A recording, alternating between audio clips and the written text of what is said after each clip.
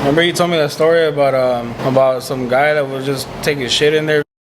One of them would poo and then rub it all over himself so that nobody would be able to grab him. Nobody would want to touch him.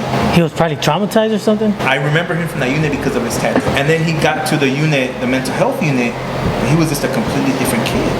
And one of the other kids told me whatever he did on the outs, whatever drugs he did, he went up, never came down. And I gave him 2 oatmeal cookies, right? Looking at his hand, and I'm like, damn, where this fool get another cookie from?